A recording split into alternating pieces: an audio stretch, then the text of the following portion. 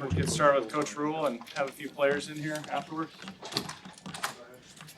All right, obviously tough loss. Had our chances to win.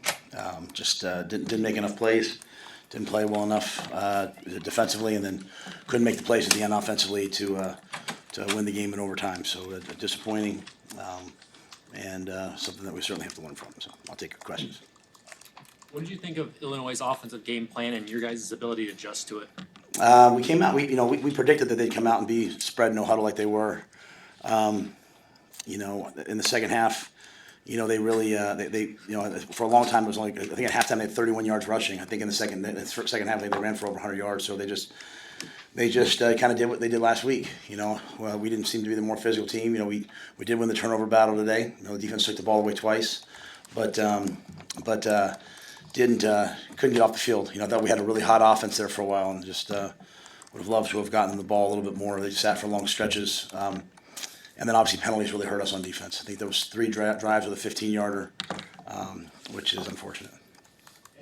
So you got 3rd and 3 there at the 21. There's a couple different things you can do. You can either try to play for 2 downs there, or you can try for the play that you guys tried, or you can try then again on 4th down, or you can try the field goal. Why did you guys decide to do what you did?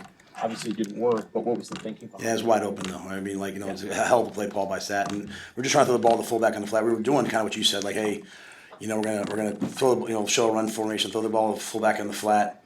Dylan sees the guy. Dylan's vision is amazing. He sees, that's not really even part of the progression most times. It's such a good play call that no one's open. We just don't connect on it, and it's 4th and 3 at that point, and that's a makeable field goal.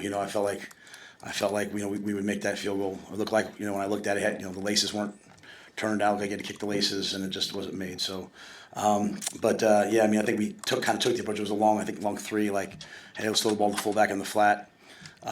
Just a guy popped wide open, and in a game like this, you want to win those games. I think you just hope that you come down with that play.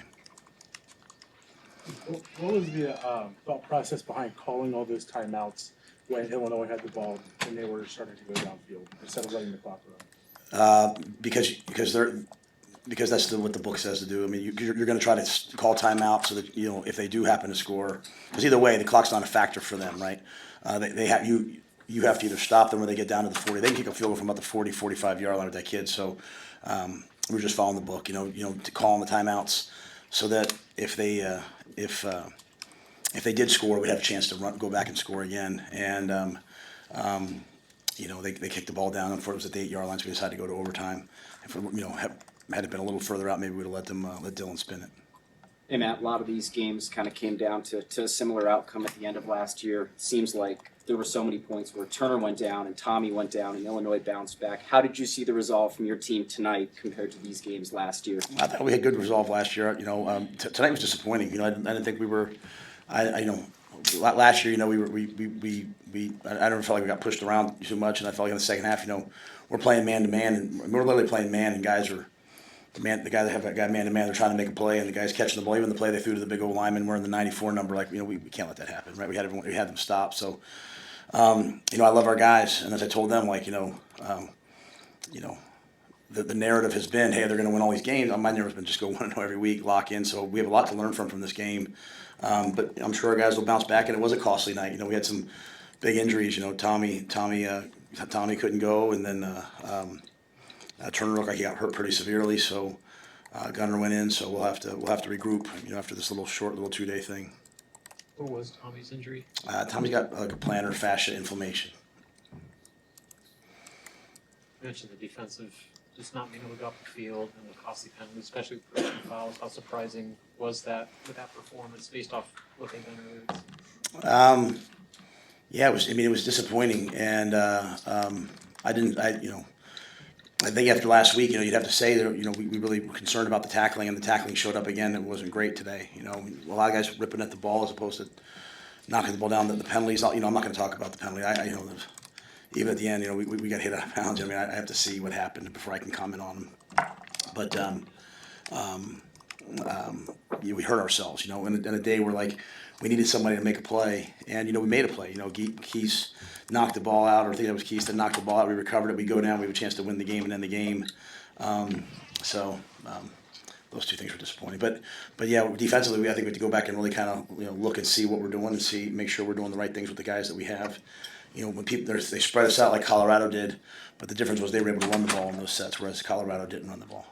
Obviously, overtime went downhill right away. What was your sense of just guys heading into that extra frame there? Yeah, I mean, Dylan was like, "Hey, we were gonna take a shot the first play, and we false started, so it kind of just, we false started, and then, took a sack, and then, even on the last one, we missed a blitz pick, we missed a protection, we had an MA, so, the moment it showed up, and we didn't make the plays you have to make to win those games, I mean, even the ball that they called a touchdown that ended up being an interception, we had a lot of opportunities to win the game, and so, we're not a bad football team. That's a good football team. That's a ranked team, and we had all of our we had the chances we had to win. So there's some things we have to correct, and getting those moments, we have to kind of go make those plays. I thought Sack called an excellent game. We had lots of chances, and I think defensively we have to go back and kind of look and see, hey, are we doing the right things? What do you think about Dylan's interception? Thoughts on that play? I'm sorry. What do you think about Dylan's interception? Just what happened on that play to One to Nair? Nair. Yeah. Yeah, I mean, he put it in his hands. I mean, it's two interceptions Dylan has in the year that I think he's dropped dimes in there on, really. So, we had the one ball, he threw the fade to Nair in the end zone that, I asked why it wasn't defensive pass interference. He said, hey, you're not going back into him enough. So we really try to emphasize that in the second half, and we made some plays on some deep balls. But that went down the sideline. I mean, we ran right by him, laid it out there. I thought Dylan was superb in many, many ways tonight, so we had a chance to make a play. At the end of the day, the way I look at games like this is, you're calling plays on offense, defense, and special teams, giving the guys a chance to go make a play, and they made a lot of plays tonight.